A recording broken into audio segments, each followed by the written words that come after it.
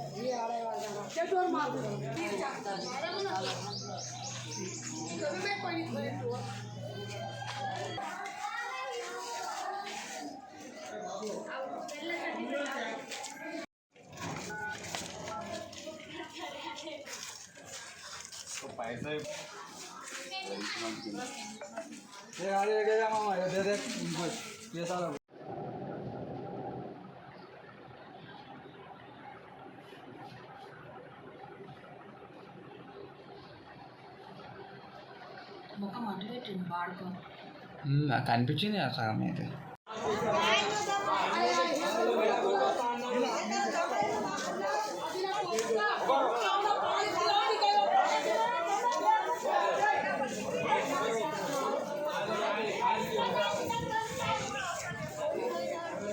మార్కెట్కి కూడా వెళ్ళలేదు. ఇవాళ మేము పూల మార్కెట్కి పోతాం. మేము ఇవాళ పూల మార్కెట్కి కూడా వెళ్ళలేదు.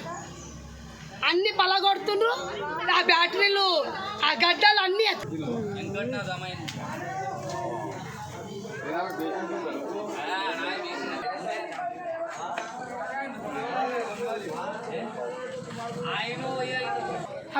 లోపలిది అది సెల్ఫ్ లేపుతారు చూడు, అది కూడా మట్టి ఎక్కువ ఎక్కుతాయి దాంతోనే. గాంజా తాగి తాగి తాగి ముండ కొడుకులు ఎవరిది సొమ్మాలు గంజాయి అది పూరా భింజుడా ఫుల్ నిషా ఎక్కువ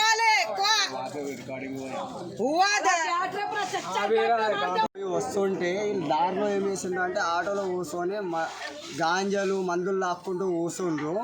అయితే అలా చూసుకుంటూ నేను ఇంటికి వెళ్ళిపోయినాక వీళ్ళ గోడ ఎక్కి వాళ్ళు దుంకి ఏమో దొంగతనం చేస్తాను పోతే ఏమైంది రా లంజోడుకున్నారా అంటే ఒకటేసారి ఎగవాడి కిందికి దుంకి ఇంటి వరకు ఉరుకొచ్చి 3-4 కలిసి నా మీద దాడి చేస్తానికి వచ్చిండ్రు. ఇంత కత్తి పట్టుకొని నా వెంట తల్లిండాడు. ఏం చేయాలనో పరిస్థితి నాకు అర్థం కాలేదు. అయితే నైట్ ఇంకా నేను అయితే ఈ లంజోడుకులు ఏం చేస్తుంటా అంటే మళ్ళీ కెమెరాలు మొత్తం తీసి మళ్ళీ మా ఇంట్లో చూడటానికి వచ్చింది. అట్లా అయిపోయింది. ఏం చేయాలి మరి? లోకల్ వాళ్ళ నాన్ లోకల్ వాళ్ళ లోకల్ వాళ్ళు కూడా ఉన్నారు, నాన్ లోకల్ వాళ్ళు కూడా ఉన్నారు. మరి ఇట్లా నడుస్తే ప్రస్తుతం మా బస్సు సంగతి ఏంది? మేము ఎట్లా బతకాలి? మా ఇంట్లో మరి ఆడోళ్ళు ఉన్నారు, ఏంది సంగతి? ఇంతకు ముందు కూడా ఆయనకి ఎవరో ఇంట్లో దూరిండ అంట. ఆడోళ్ళ కోసం ఆ స్నానం చేస్తుంటే లోపల దూరిండ అంట ఆడు. మరి మా ఇంట్లో కూడా ఆడోళ్ళు ఉన్నారు, చిన్న పోరగాళ్ళు ఉన్నారు. రేపటి దినం ఏమైనా చేసి పోతే ఏంటి పరిస్థితి? మాకు వెనకల ముంగలు ఎవరు ఉన్నారని మాకు చూస్తానికి ఎవరు లేరు. ఏం చేసాం? ఏదో ఇంతనో అంతనో చేసి బతికేటోళ్ళు మేము, ఏదో కష్టపడి. అమ్మ ఇట్లా లాంటి కొడుకులు ఈడ ఉంటే మేము ఎట్లా బతకాలి? మేము బయటికి వెళ్ళాలని కానీ భయం అయితే తాకితే ఎందుకు ఇక్కడ కూతురు అని చెప్తే ఆయనకి ఏమన్నాడు అంట, ఏం చేస్తాడు నీ అమ్మకి దెంగతా హాస్పిటల్లో పోయినాడో ఏడ పోయినాడో తెలియదు మాకి. మా తమ్ముడు వస్తే ఆయన ఏమన్నాడు, ఎందుకు ఇక్కడ కూర్చుండ్రు అని చెప్పినాడు అంట.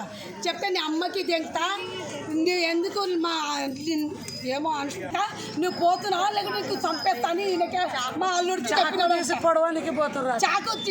చాకు తీసుకొని పొడవనికి పోయినాడు. ఇప్పుడు ఆటో పలగొట్టేసిండ్రు, బ్యాటరీలు అన్నీ ఎత్తపోయిండ్రు, మొత్తం సిసి కెమెరాలు అన్నీ ఎత్తపోయిండ్రు.